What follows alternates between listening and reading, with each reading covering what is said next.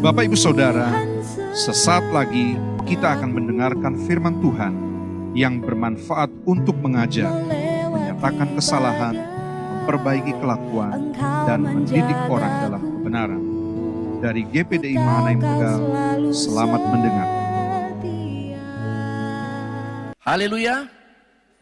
Puji Tuhan. Puji Tuhan. Haleluya. Saudaraku yang Tuhan kasih, ini bukan pegangan Pantekosta, tapi Alkitabiah ya. Bukan berarti ini aliran Pantekosta, haleluya, bukan. Tapi Alkitab yang ngomong. Di kitab Wahyu 24 tua-tua mengatakan haleluya. Ya. Satu kata yang ada di surga yang kelak juga kita akan sebutkan, serukan bersama-sama di sana. Puji Tuhan. Pagi ini saudaraku yang Tuhan kasih, sebetulnya ada banyak hal yang ingin saya sampaikan, tetapi salah satunya adalah pokok ayat ini. Saya tadi mau pakai yang lain, saudara. Tapi kenapa kok saya malah nggak bisa tidur, pengennya ini terus. Jadi saya nurut yang ini aja yang saya bawa. Ya. Mari kita lihat di dalam judul pagi hari ini, tanggung jawab sebagai anak-anak Tuhan. Nah, kadang-kala kita jadi anak Tuhan, seringkali menuntut haknya kita. Haknya saya Tuhan, diberkati. Hak saya Tuhan, mujizat. Hak saya Tuhan, kesembuhan. Hak. Tapi lupa tanggung jawabnya, saudara. Kita baca dulu, saudaraku, dalam Matius 21 ayat 28 sampai 32. Firman-Nya berbunyi demikian, saudara. Tetapi apakah pendapatmu tentang ini? Seorang mempunyai 2 anak laki-laki. Ia pergi kepada anak yang sulung dan berkata, anakku pergi dan bekerjalah hari ini dalam kebun anggur. Jawab anak itu, baik Bapak. Bagus, saudara ya. Tetapi ia tidak pergi. Lanjut. Lalu orang itu pergi kepada anak yang kedua dan berkata demikian juga. Dan anak itu menjawab, aku tidak mau. Kasar, saudaraku. Kurang ajar ini anak. Suruh orang tua menolak, bantah. Tetapi kemudian ia menyesal, lalu ia pergi juga. Siapakah di antara kedua orang itu yang melakukan kehendak ayahnya? Ini pertanyaan, saudara. Jawab mereka. Yang terakhir, kita pun setuju itu. Kata Yesus kepada mereka, aku berkata kepadamu sesungguhnya, pemungut-pemungut cukai dan perempuan-perempuan sundal akan mendahului kamu masuk ke dalam kerajaan Allah. Sebab Yohanes datang untuk menunjukkan jalan kebenaran kepadamu dan kamu tidak percaya kepadanya. Tetapi pemungut-pemungut cukai dan perempuan-perempuan sundal percaya kepadanya. Dan meskipun kamu melihatnya, tetapi kamu tidak menyesal dan kamu tidak juga percaya. Puji Tuhan. Saudara, ini sebuah perumpamaan. Cuman saya pikir-pikir kenapa Tuhan taruh di hati saya. Ini jarang dikhotbahkan mungkin, saudara.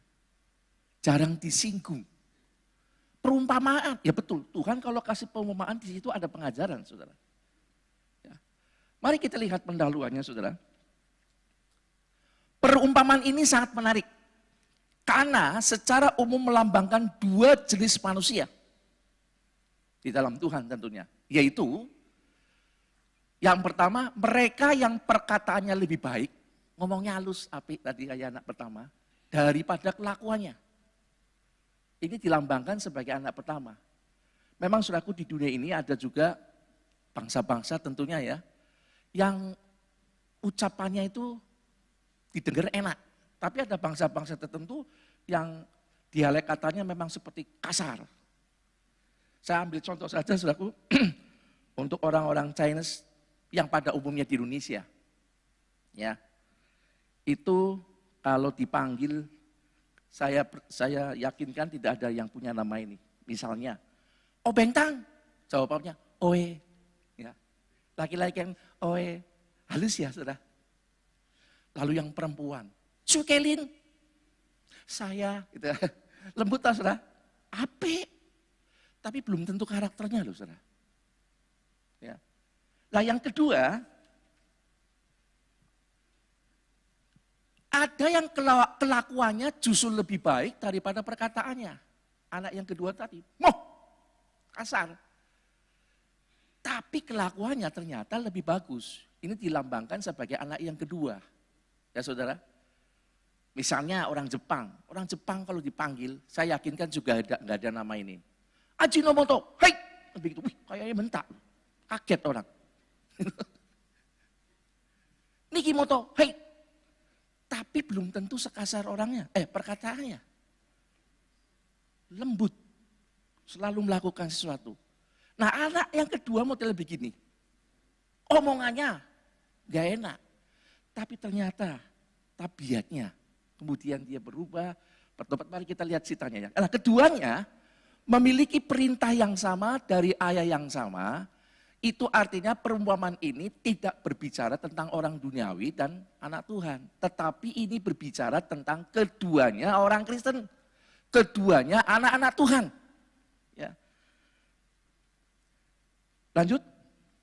Nah mengapa Bapak harus memerintahkan anak-anaknya untuk bekerja baginya? Ini sebuah pertanyaan. Karena apa saudaraku? Karena memang pekerjaan rohani di bumi bagi kemuliaan Allah itu harus melibatkan kita, anak-anak tebusannya. Yang sudah notabene menjadi warga kerajaan Allah.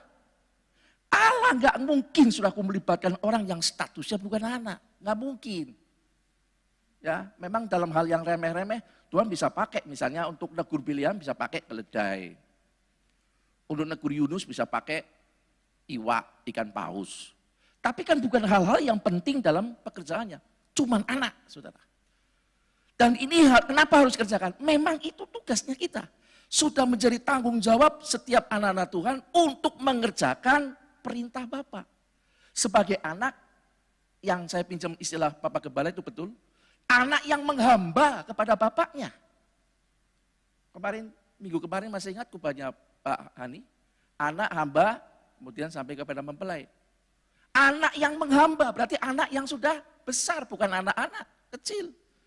Rohaninya sudah bukan lagi anak-anak. Itulah sebabnya saudara, seringkali diulang-ulang dihimbau, jangan jadi orang Kristen yang nganggur. Saudara bisa apa? Bekerjalah buat pekerjaan Tuhan. Sebab apa? Semuanya juga dalam pekerjaan Tuhan itu kepentingannya buat siapa? Buat anaknya. Semua fasilitas-fasilitas dalam pekerjaan Tuhan, buat siapa? Ya buat anaknya. Sebab apa? Kita warisnya. Nah kadang-kadang kita nuntut berkatnya, kita nuntut keajaibannya Tuhan, kita nuntut apa saja yang baik-baik dari kerajaan Allah, tapi kita anak yang enggak mau kerja, enggak layani Tuhan. Nah ini penting saudaraku yang Tuhan kasih ya. Kelihatannya ini remeh-temeh, tapi ini penting buat kita. Nah, kemudian Tuhan di sini berkata malah lebih baik mengatakan ya, tetapi tidak melakukan. Atau mengatakan tidak, tetapi melakukan. Nah saudara ini dipertanyakan Tuhan, dipertanyakan Tuhan Yesus kepada para imam dan tua-tua Yahudi, sehubungan mereka mempertanyakan dari mana kuasa Yesus dan baptisan Yohanes, apakah dari Allah atau bukan. Mereka itu nggak percaya sama Yohanes baptisannya, ini bener nggak ini? Padahal mereka ngerti firman, tertulis semua. Yesus pun sudah dinubuatkan, mereka ngerti. Tapi jadi anak yang ngerti, ya, omongannya tahu, yes, tapi nggak lakukan, nggak percaya. Nah para imam saudara dan tua-tua Yahudi adalah pemimpin-pemimpin agama yang seperti anak sulung dalam kisah ini. Dalam perumpamaan yang Yesus ceritakan ini. Ya. Mereka lah yang pertama mendapat firman Tuhan. Ngerti, nubuatan semuanya ngerti firman Tuhan. Tetapi sayang mereka tidak menindaklanjuti dengan mempercayai dan melakukan firman itu. Sebaliknya malah menolak, saudara. Kita tahu sikapnya orang Yahudi, dia dulu yang dapat firman loh. Sebab nubuat Tuhan oleh keturunan Noah. Keturunan mula semua bangsa mendapat berkat. Jadi lewat orang Yahudi dulu. Makanya Yesus bukan lahir di Tegal, saudaraku, di Palestina. Karena memang di situ pertama kali. Jadi mereka itu terima dulu berkat Tuhan. Tapi mereka malah nggak percaya dan wataknya orang Yahudi, saudaraku. Dia pengen ngerti firman, nanya-nanya, tapi tetap nggak percaya. Nah saya tulis bandingan Lukas 10 itu 5, 29, coba dibuka. Ini wataknya orang Yahudi. Pada suatu kali berdirilah seorang ahli Taurat untuk mencobai Yesus. Ini sukanya mereka begitu, suka mencobai. Jadi kalau saudara suka mencobai itu sama kayak mereka ini. Katanya, guru, apa yang harus kuperbuat untuk memperoleh hidup yang kekal? Pertanyaannya bagus lah. Apik, saudara. Terus, jawab Yesus kepadanya, apa yang tertulis dalam hukum Taurat? Apa yang kau baca di sana? Waktu ditanya, coba kamu baca Alkitab. Ngerti nggak di situ? Dia paham loh, saudaraku. Lihat. Jawab orang itu, kasihilah Tuhan Allahmu dengan segenap hatimu. Hebat. Dan segenap si jiwamu, ajib. Dan dengan segenap kekuatanmu, luar biasa. Dan dengan segenap akal budimu. Dan kasihilah sesamamu manusia seperti dirimu sendiri. Terus, kata Yesus kepadanya, jawabanmu itu benar. Perbuatlah demikian, maka engkau akan hidup. Begitu diperintah untuk melakukan. Jawabannya apa, saudaraku? Tetapi untuk membenarkan dirinya, orang itu berkata kepada Yesus, dan siapakah sesamaku manusia? Di waktu diperintah, dia balik nanya, saudara. Nanya benar, tapi nanya bukan untuk nuruti, tapi untuk jebak Tuhan. Balelo, ngelawan, saudaraku. Ini hati-hati, saudaraku, ini anak sulung modelnya kayak gini. Ngerti firman, nanya, tapi justru buat membenarkan dirinya agar dia bisa cari-cari kesalahan untuk nolak Tuhan. Nah kita nggak boleh niru seperti itu. Dalam catatan selanjutnya, saudaraku, tabiat orang Yahudi sebagai anak yang pertama ini ingin selalu diajar, tetapi tidak pernah mau melakukan. Ini modelnya kayak gini. Ada tuh orang-orang seperti itu, pengen firman Tuhan. KKR, guduk lari ke sana. Ada kesembuhan ilahi, guduk lari sana. Bahkan mungkin ini lagi live streaming ini. Wes mana minggir aku mau cari channel yang lain. Pengen ngerti. Tapi yang walaupun pengen diajar, sebetulnya mereka justru tidak pernah mau melakukan. Sehingga mereka dikatakan seperti apa, saudaraku? Seperti dalam 2 Timotius 3:7. Nah ini dia.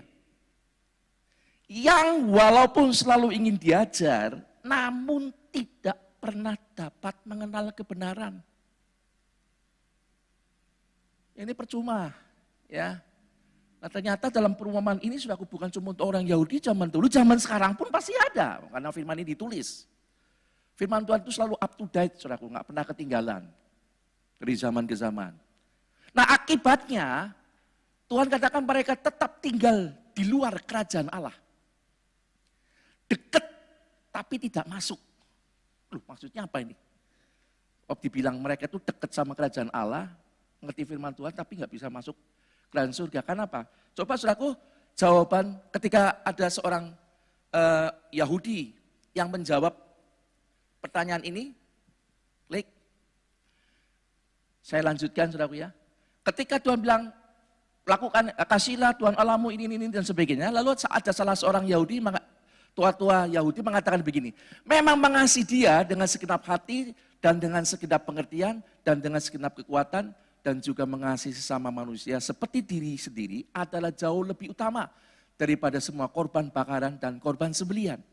Ada salah satu dari mereka yang menjawab seperti ini. Lalu jawab Yesus apa, saudaraku?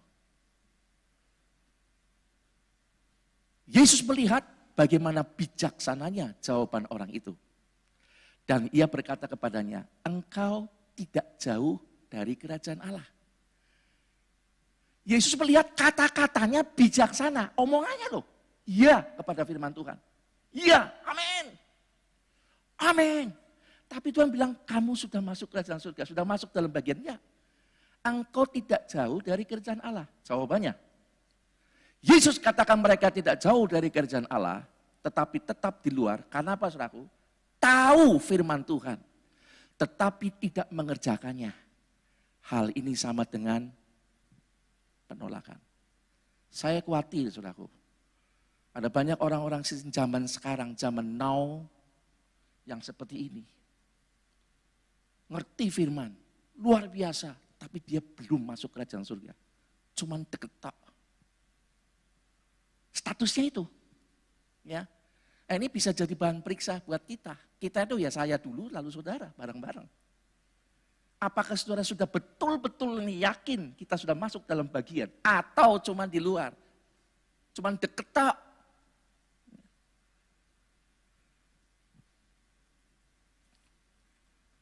Nah, saudaraku yang Tuhan kasih, selanjutnya, gambaran sebaliknya, para pemungut cukai dan perempuan sundal, ini digambarkan sebagai anak yang kedua, saudara. Kalau tadi orang-orang yang paham firman, ngerti firman, dapat dulu sih firman Tuhan, orang-orang Yahudi, orang Farisi. Kita sudah tahu gambarannya, lalu karakternya gimana. Lalu gambaran anak kedua adalah para pemungut cukai dan perempuan sundal. Mereka, saudaraku yang Tuhan kasih, adalah pendosa yang tidak pernah mengenal kebenaran sama sekali.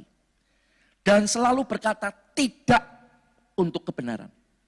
Tetapi ketika mendapat panggilan dari suara kebenaran, mereka menyesali perbuatannya, bertobat, dan kemudian mematuhi perintah Tuhan. Ini anak yang kedua. Kalau udah bicara tentang perintah Tuhan, no. Tapi kemudian dia nyesel. Dalam perjalanan ini, iya. Papaku menyayangi aku begitu rupa, menyediakan gini-gini. Loh, aku kok ayah anak-anak nggak beres ini saya ini. Dia nyesel, saudaraku. Dia nggak kembali ke bapaknya. Pak, saya nyesel enggak. Dia langsung lakukan. Ini ada tipe anak Tuhan seperti ini. Jadi memang kita nggak bisa menghakimi ya, ini orang kayaknya nggak sungguh-sungguh loh. Makanya ini ada ungkapan yang Tuhan katakan, nanti yang terdahulu menjadi yang kemudian akan menjadi yang terdahulu. Jangan sampai kita yang lebih dulu jadi anak Tuhan, jadi Kristen. Malah justru kita dianggap Tuhan, dinilai Tuhan, nggak ada apa-apanya dalam pekerjaan Tuhan, melayani Tuhan. Tapi orang-orang yang seperti pemungut cukai, saudaraku. Orang-orang sundal yang jelas tidak pernah berkata ya kepada kebenaran. Tapi begitu mendengar firman Tuhan, mereka cepat nanggapi. Mereka lebih militan, saudaraku. Dia langsung lakukan dan kerjakan. Bapak Ibu Saudara yang terkasih, kalau pelacur memang luar biasa. Saya punya kesaksian dari teman saya, ini betul-betul. Satu hari ada seorang pelacur yang bertobat masuk di dalam gereja, saudaraku. Seneng, bala seneng. Seminggu, 2 minggu datang, minggu ketiga nggak pernah datang, terus lama. Satu saat ditanya sama gebalanya, Bu, kok nggak ke gereja lagi? Jangan dengar orang lah, yang penting pandang Tuhan. Ibu kan sudah bertobat, itu kan dulu. Betul Pak, saya pengen setia Pak. Loh kok nggak ke gereja lagi, kenapa? Pak, nggak mau terus terang, akhirnya dia terus terang. Saya nggak enak, kenapa nggak enak? Kan Anda diterima sama kami. Nggak enaknya begini, itu di gereja banyak dulu yang jadi mantan langganan saya. Jadi saya izin nggak mau berangkat. Nah, jalan nggak saudara? Yang lama kelihatannya bagus, tabiatnya aja boleh. Nah ini. Tapi orang-orang yang tabiatnya kelihatan, tapi begitu mendengar firman Tuhan, dia betul-betul menanggapi. Puji Tuhan, kita lanjut saudara. Nah ada 2 hal yang saya catat saudaraku, yang terjadi pada gambaran anak kedua ini. Mendengar lalu bertobat.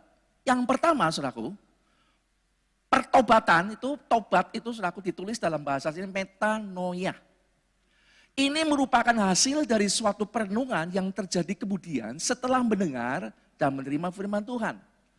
Jadi tidak seperti orang Tegal bilang ujuk-ujuk bertobat, enggak. Dia mendengar firman Tuhan, masuk di hati, lalu ada perenungan. Tadi kan dalam perumpamaan anak kedua itu mohdak, gitu kan, waktu mendengar perintah Tuhan. Tapi kemudian dia merenung, menyesal dia bertobat. Lalu yang kedua, saudaraku yang Tuhan kasih, ada yang disebut metameleia. Itu tindakan yang terjadi kemudian. Setelah dia bertobat, enggak berhenti di situ, saudaraku. Wes, aku bertobat. Enggak. Tapi ada metameleia, yaitu tindakan yang terjadi kemudian. Bertobat, sudah dibersihkan, jadi anak Tuhan, lalu apa? Nggak nganggur. Ada kelanjutannya. Jadi saudaraku yang Tuhan kasih, tidak cukup hanya berhenti pada pertobatan atau metanoia, tetapi harus berlanjut kepada metanoia, yaitu mengerjakan iman atau keselamatan yang sudah diterima dengan kehidupan yang melakukan firman Tuhan. Jadi jangan sampai kita berhenti sudah percaya Tuhan, aku bertobat loh, aku terima Tuhan, aku nyesel. Bertobat dari hidup yang lama, jadi Tuhan berhenti sudah. Enggak, saudara. Kita harus jadi anak Tuhan yang bertumbuh, yang melayani. Ya. Inilah yang dimaksud pada Filipi 2 ayat 12, saya sadur, kerjakanlah keselamatanmu. Keselamatan yang sudah kita terima ketika kita bertobat jadi orang Kristen, itu jaminan. Ini harus dipertahankan, saudaraku. Kecuali, saudaraku, maaf ya, itu Yohanes 3 ayat 16, supaya barang siapa percaya tidak binasa melainkan hidup yang kekal, peroleh hidup yang kekal. Pada waktu orang itu percaya, lalu maaf, mati, selamat ya. Tapi kalau kita masih hidup sebagai anak Tuhan, kita dipanggil bukan cuma ditebus dosanya tok, dapat keselamatan titik. Tapi ada yang harus kita kerjakan keselamatan kita. Memang betul iman yang praktis, yang penting percaya Yesus titik. Apapun terjadi, Yesus titik. Betul, saudara. Kalau saudara bisa mempertahankan sampai nanti dipanggil Tuhan, saudara masuk surga. Tapi, saudara nggak pakai mahkota. Bapak Gembala kan sudah ajarkan itu. Nggak pakai mahkota. Seperti orang yang mati di salib. Bertobat langsung berangkat pada hari ini juga. Dia nggak melayani, dibaptis pun belum, apa-apa, nggak pernah dia. Dari pendosa berat, diampuni, Kim, langsung dibawa Tuhan. Tetapi dalam kemuliaan, dia nggak mendapat waris apapun, cuman keselamatan tok, saudaraku. Nah kita enggak, kita kan masih hidup. Kerjakan keselamatanmu. Sebab selama kita masih hidup, kita perlu hal-hal pemeliharaan, kuasa Tuhan. Mari kita masuk dalam pekerjaannya Tuhan. Amin, saudara. Itu yang perlu direnungkan dalam kehidupan kita, saudara. Nah, untuk mengerjakan keselamatan, ini penting, saudara, maka dibutuhkan perintah. Udah jadi anak nih, aku udah bertobat. Sekarang dulu saya begini-begini untuk dunia, sekarang saya buat Tuhan. Saudara rencana Tuhan nih, usaha pagi yang dikerjain. Maka untuk mengerjakan keselamatan dibutuhkan perintah. Makanya Bapak tadi bilang, nak, kerjalah di kebun anggur. Kebun anggur itu kebunnya Allah, saudaraku. Yang menghasilkan buah-buah yang menyenangkan Tuhan. Tanpa kerjaan Tuhan nggak harus jadi pendeta, saudaraku. Kalau semua jadi pendeta, yang jadi jemaat siapa, saudaraku? Saudara cuma mendoakan orang lain, itu sudah melayani loh, saudara. Saudara besuk, loh kok gak kelihatan minggu kemarin kenapa? Meriang, tak catat ya supaya didoain. Itu sudah pelayanan, emak-emak yang di rumah. Halo emak-emak, hidup emak-emak. Saya sering ngomong kamu kalau khotbah jangan kecepatan kayak metraliun, pap. Ini saya mulai pelan-pelan. Bisa melayani Tuhan bagaimana? Jadilah pendoa syafaat. Doakan gereja Tuhan, doakan jemaat Tuhan, doakan kami hamba Tuhan. Itu pelayanan. Sama bilang tidak bisa melayani apa-apa. Jangan cuma menerima, tapi memberi. Memberi pun tidak harus dengan materi. Saudara melayani bisa dengan harta saudara, tapi juga dengan pemikiran saudara. Yang ahli di IT, bagikan untuk pekerjaan Tuhan. Yang main musik, melakukan main musik. Saya nggak bisa apa-apa Pak, tapi saya punya duit. Tuhan bilang, muliakan dengan hartamu. Ada semua. Nah, untuk mengerjakan keselamatan dibutuhkan perintah. Perintah itu tidak lain adalah firman Tuhan, saudara. Dan firman Tuhan membutuhkan perhatian yang serius. Dan itu adanya dalam pertemuan-pertemuan ibadah seperti ini. Karena firman itu perlu keseriusan. Betul kita memang bisa ibadah di tempat lain, saudaraku. Seperti online nggak salah. Tapi keseriusannya perlu dipertanyakan. Waktu dengar khotbah, ada orang ketok-ketok, ting tong. Saudara bukain enggak? bukain. Apa? Paket. Khotbah 15 menit terus hilang. Baru duduk lagi. Wah, apa anaknya? Saudara bangun nggak? Bangun. Tolong Mbok Tiana, biru duduk. Sudah khotbah penutup. Keseriusan. Tapi kalau bisa serius, itu dia. Saya percaya jemaat yang di rumah pun pasti serius. Nah, firman yang serius umumnya memang dalam pertemuan. Saudara lihat, Tuhan suka mulai dari Kejadian. Tuhan suka mengadakan pertemuan. Waktu itu jemaatnya baru 2. Katakanlah begitu, Adam dan Hawa. Maka ketika Adam ngumpet karena dosa, Tuhan datang ini. Dan, nang di kowe, ngumpet dia karena dosa. Kemudian zamannya umat Tuhan pertama Israel, Tuhan sampai bikin tabernakel. Ketika umatnya datang duduk, baru Tuhan datang berfirman. Itu artinya Tuhan suka pertemuan di mana firman diberitakan. Saudara yang di rumah juga itu juga merupakan pertemuan. Sebab pertemuan juga Tuhan bilang barang 2-3 orang berhimpun atas namaku, aku juga hadir. Tapi dengan catatan sungguh-sungguh. Sekali lagi, sungguh-sungguh serius. Sebab perintah firman membutuhkan keseriusan. Nah saudara, anak sulung bisa jadi gambaran anak Tuhan zaman sekarang. Cepat menanggapi ya, tapi tidak melakukan perintah Tuhan. Nah kenapa? Karena terbiasa dengan kenyamanan, saudaraku. Menjauhi persekutuan terhadap perintah bapaknya itu biasa.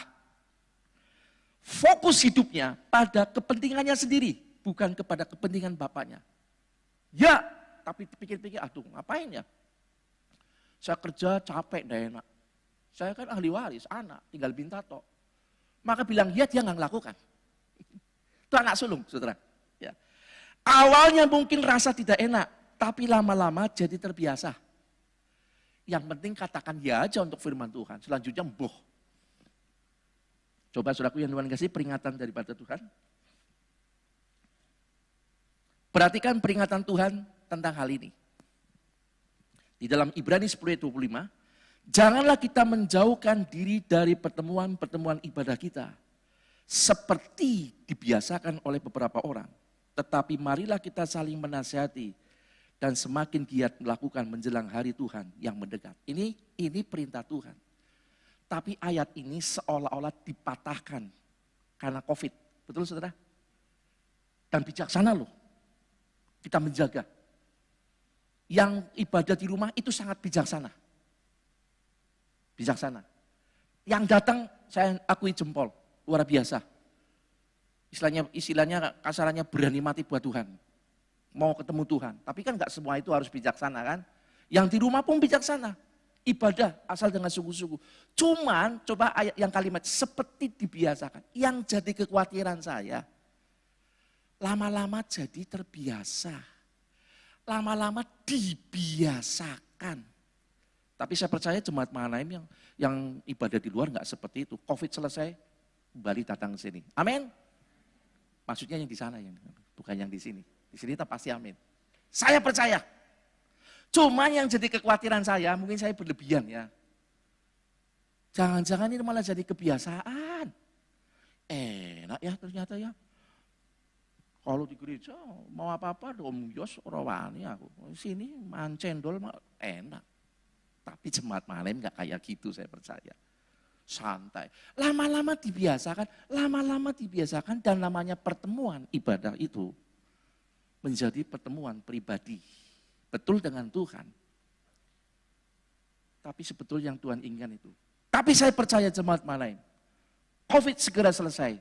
Semuanya akan bertemu bersama-sama. Saya rindu ke situ. Ini cuma kekhawatiran saya mungkin yang berlebihan. Sebab dikatakan kita harus saling nasihatin. Kita cuma ngingetin ya. Kekhawatiran saya ngomong untuk menasihatin saudaraku. Supaya apa? Kita saling menasihati dan semakin giat melakukannya.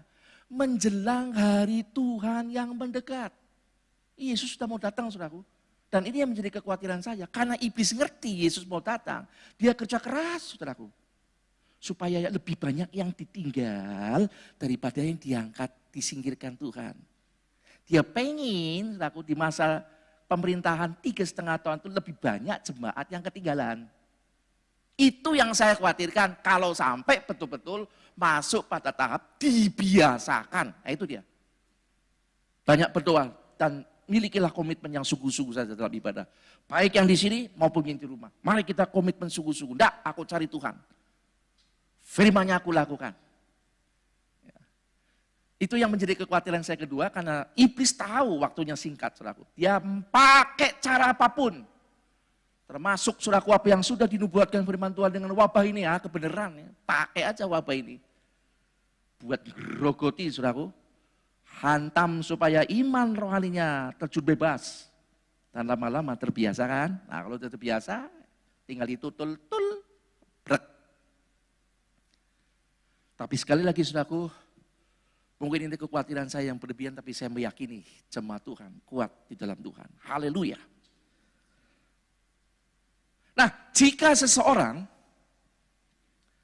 telah menerima firman Tuhan dan percaya, tetapi tidak berlanjut pada hidup menuruti perintah Tuhan, saudaraku yang Tuhan kasih, maka ia sama seperti orang yang anak yang pertama tadi, yaitu kelompok orang Yahudi tadi. Coba lihat firman-Nya.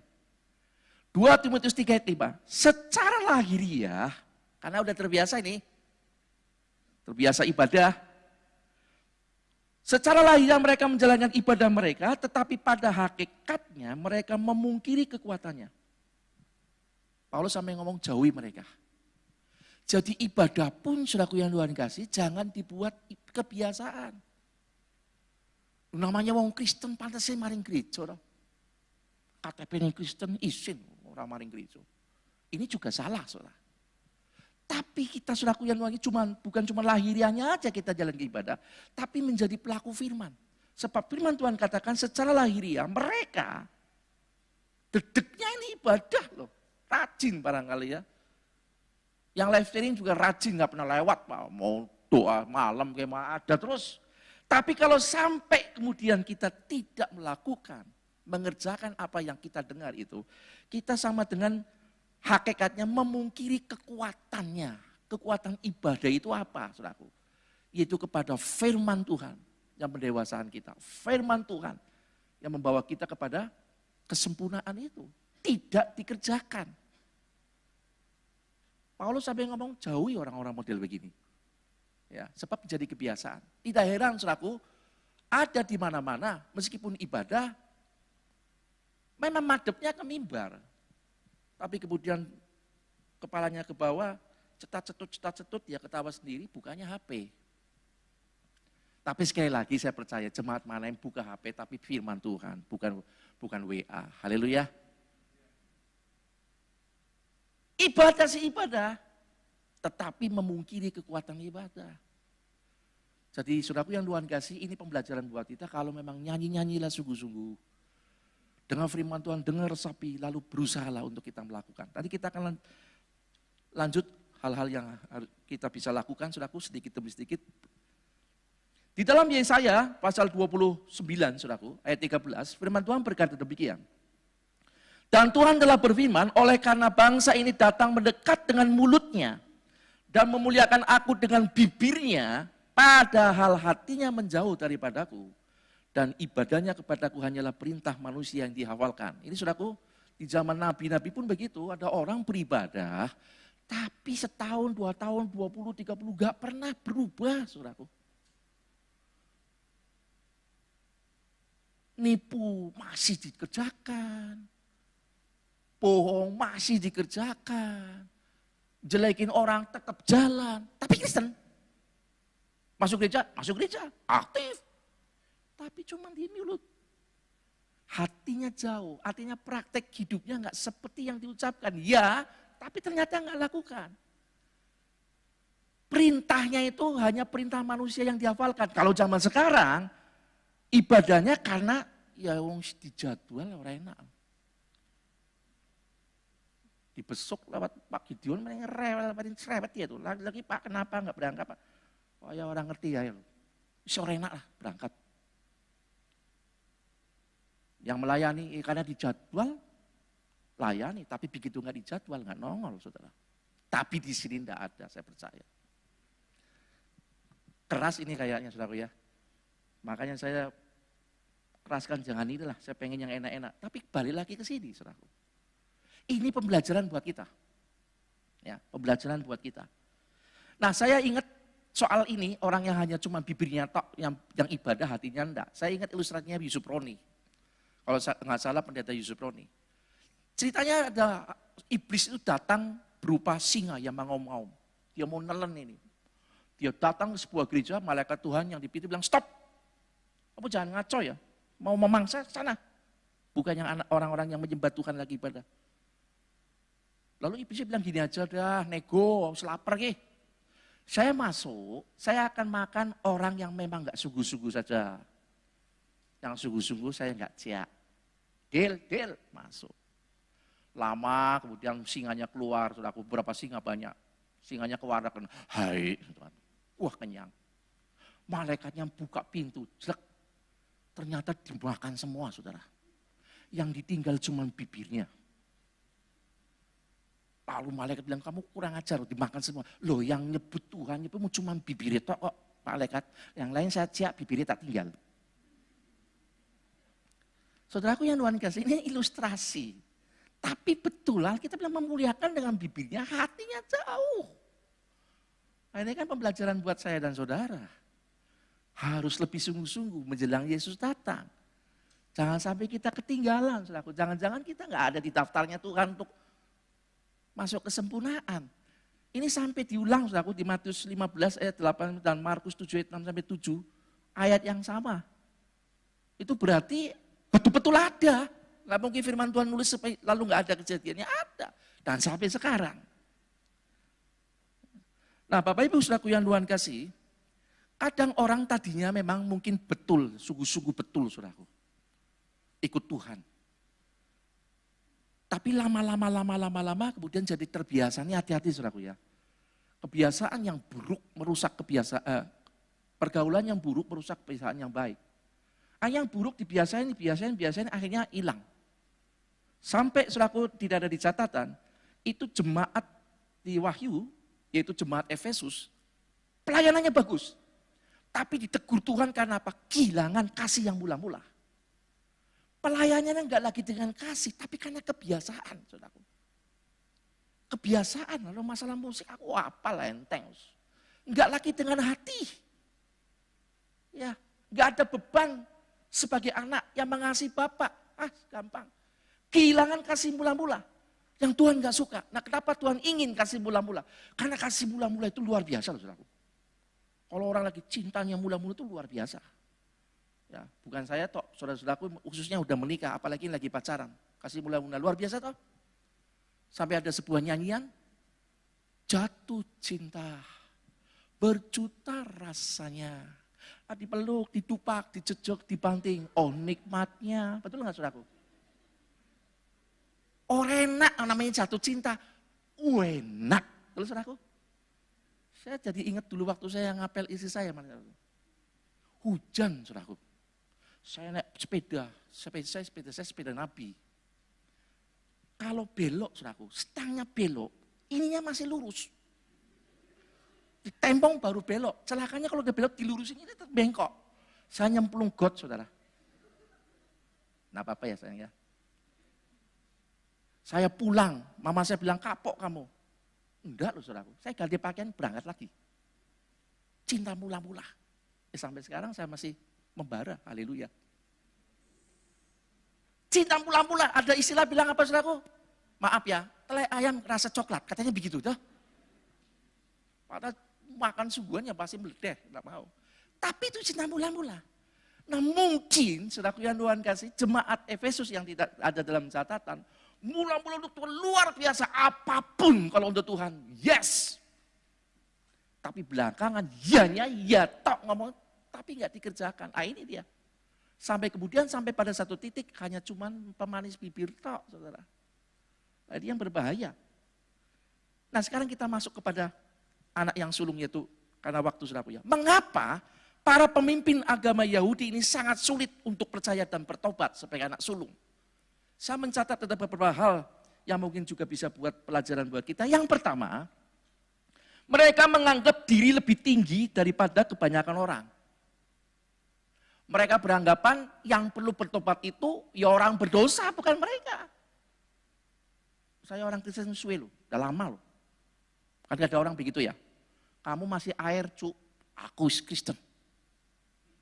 Nah mau rubah ya kamu, aku keluyutan ini Kristen. Kan kadang seperti itu. Ini orang Yahudi modelnya model begini. Lalu yang kedua, mereka dibutakan oleh status mereka. Mereka merasa sebagai pemimpin dan pengajar agama tidak mungkinlah ditolak oleh Tuhan. Ini hati-hati juga buat para pemimpin-pemimpin gereja, pemimpin wadah, pemimpin kemah, dan banyak-banyak yang lain pemimpin. Saudara juga pemimpin, suami memimpin keluarga, ibu-ibu semua, anak-anak juga pemimpin, minimal memimpin hidupnya sendiri. Jangan berpikir nggak mungkin loh saya ditolak sama Tuhan, karena mereka merasa dekat sama Tuhan. Itu pemikiran mereka. Status mereka membutakan mereka untuk bertobat. Hal yang sama pun bisa terjadi di masa sekarang ini. Para aktivis rohani kehilangan kepekaan dan kebutuhan pembaharuan hidup dan ketaatan kepada firman.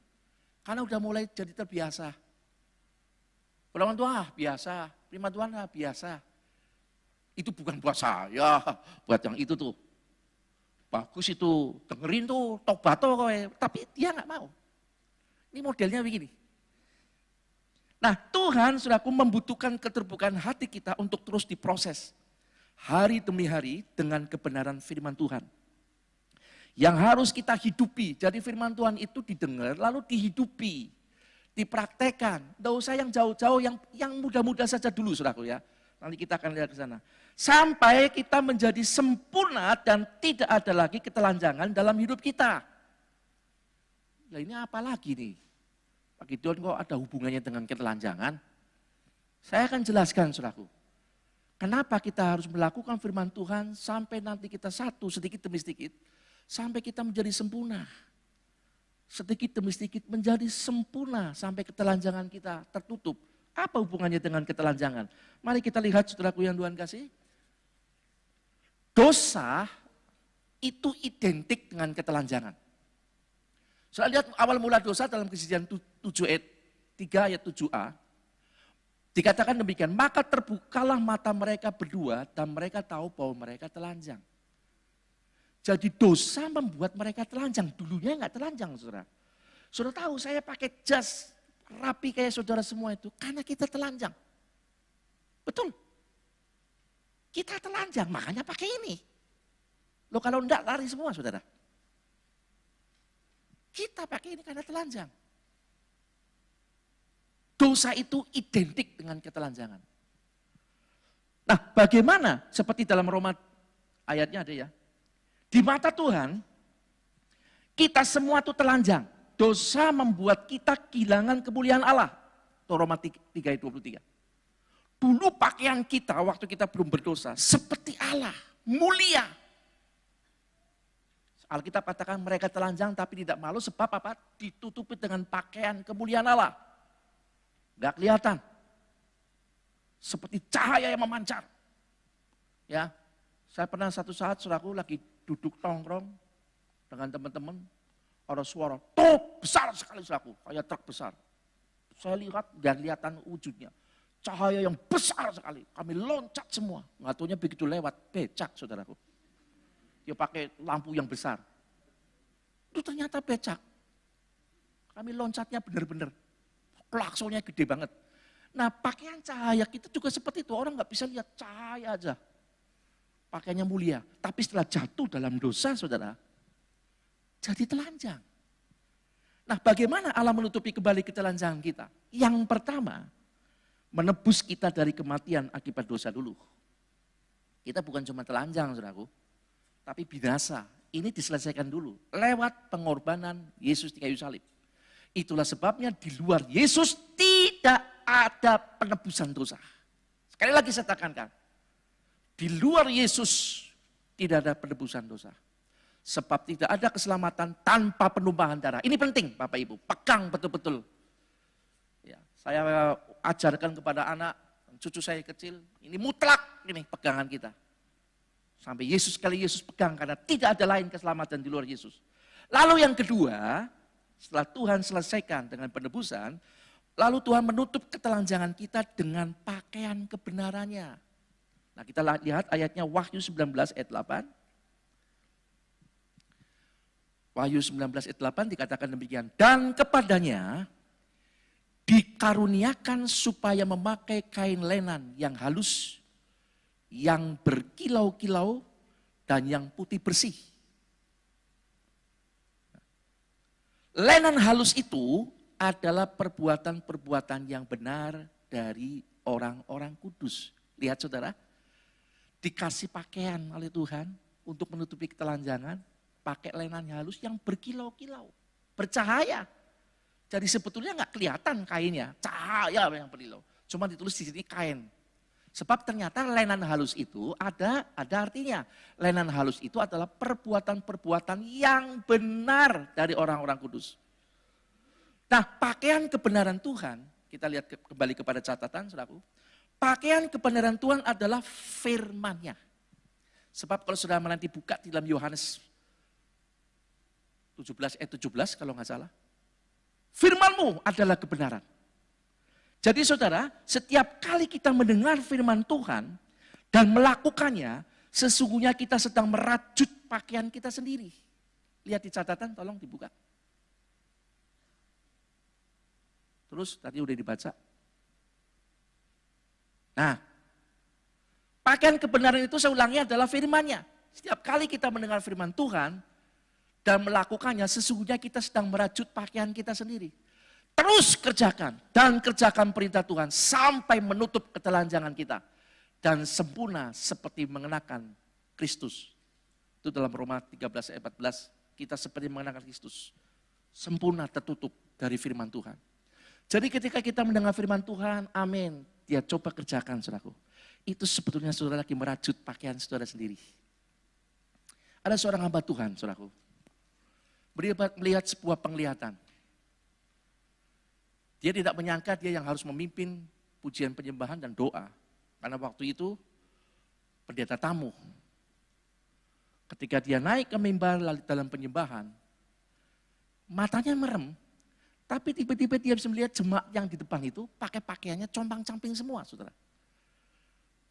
Padahal yang depan pakai jas atau pakai jas. Tapi kok pada robek-robek, pada bolong-bolong. Lalu hamba Tuhan ini terkaget, lalu melek. Loh ternyata enggak loh. Dia pikir, itu cuma lamunan toh. Lanjutkan penyembahan dan dia tutup doa. Dan pulang hamba Tuhan ini berdoa, ini apa Tuhan? Kok bisa seperti itu? Menurut hamba Tuhan ini dalam pengalamannya, Tuhan berkata, itulah kondisi umat Tuhan, umatku. Pakaiannya belum sempurna. Masih banyak capikan-capikan. Rajin ke gerejanya sudah tertutup, tapi bohongnya masih ada lubangnya.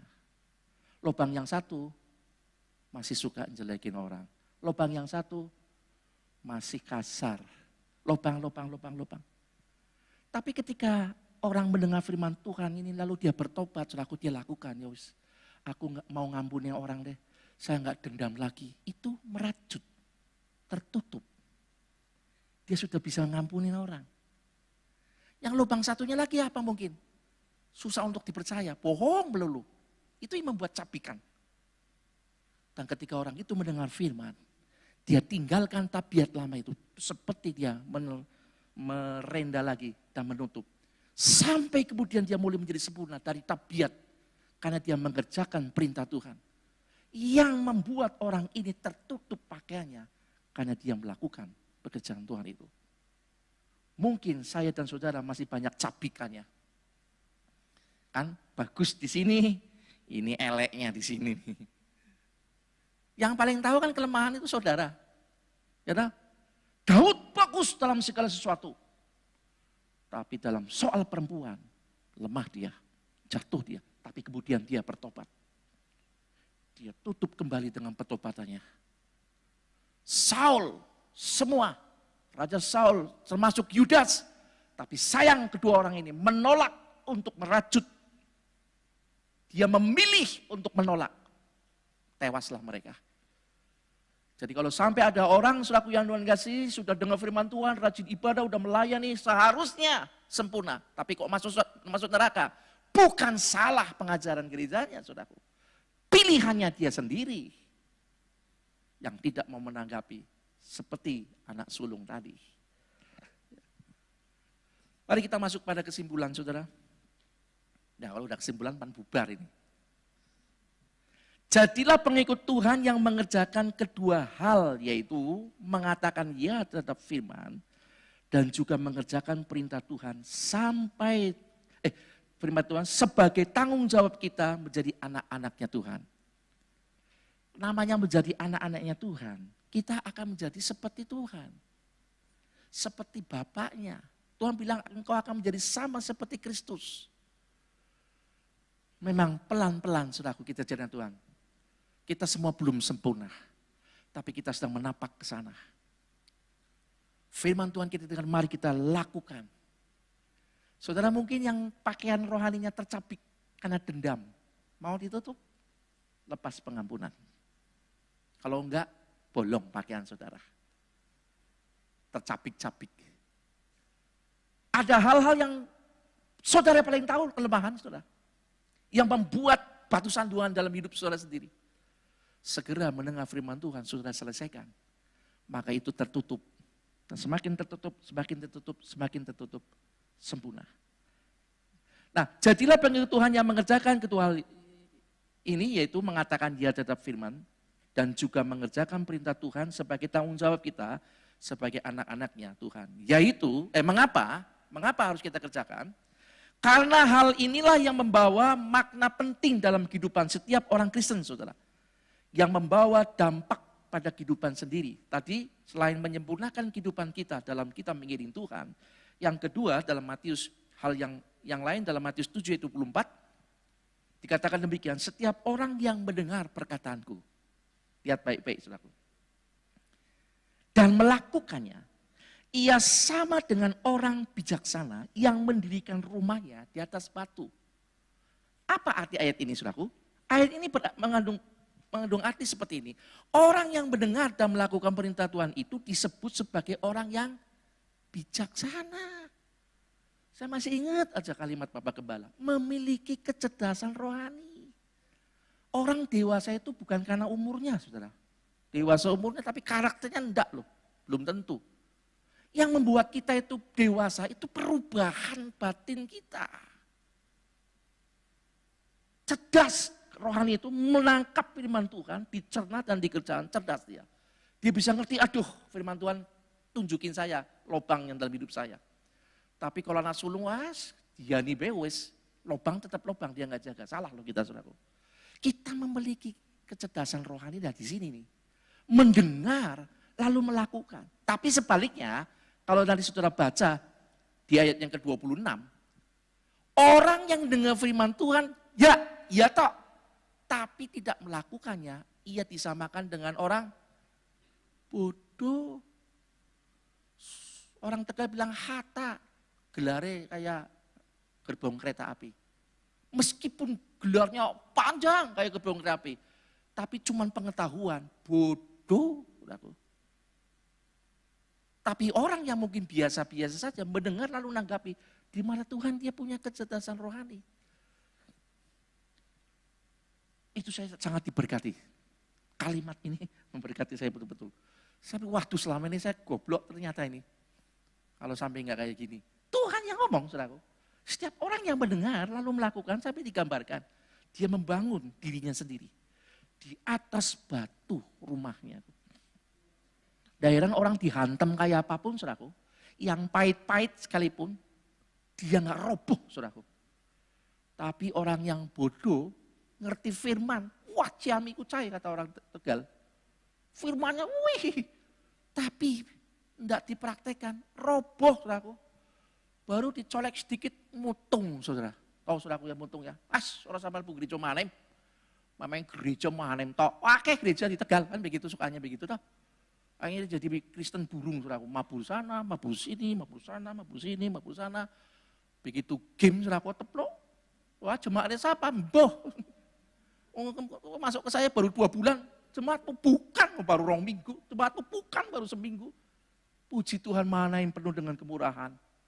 Dibentuklah Pelkes pelayanan kesehatan, kesaksian untuk menampung orang-orang yang seperti ini. Yang pelayanan full pastoral, yang betul-betul jemaat yang setia, yaitu saudara semua. Amin. Makanya jangan jadi Kristen burung, mabur sana, mabur sini. Matoklah, setialah. Saya enggak percaya sudah kalau bilang, saya setia sama Tuhan. Oh, sama gerejanya aja enggak setia loh, kepiye? Mau setia Tuhan? Aduh, aminnya setengah. Mau setia Tuhan? Lalu yang kedua, di dalam Matius 7 ayat 21, saudaraku, bukan setiap orang berseru kepadaku, Tuhan, Tuhan akan masuk kerajaan surga, melainkan dia yang melakukan kehendak Bapakku yang di surga. Dengan kita melakukan firman, itu jaminan masuk surga. Bukan cuma saya kenal Yesus, saya agamanya Kristen. Tuhanku Yesus, itu tok. Enggak, kata Tuhan, bukannya berseru-seru. Tuhan, Tuhan, berarti kenal Tuhan. Lihat KTP SIM semua. Kristen loh, kalungku juga salib, tusuk pendekku juga salib. Tapi enggak jadi pelaku firman, enggak masuk. Yang dikatakan yang akan masuk itu adalah melainkan dia yang melakukan kehendak Bapa. Saudaraku yang Tuhan kasih, dosa ekstrim, pelan-pelan. Apa yang kurang dalam hidup saya? Mari kita belajar berubah. Tahap demi tahap. Saya percaya Roh Kudus akan memberikan kita kemampuan. Kesana kita bertumbuh. Kita mau mengasihi firman Tuhan, amin saudaraku. Puji Tuhan.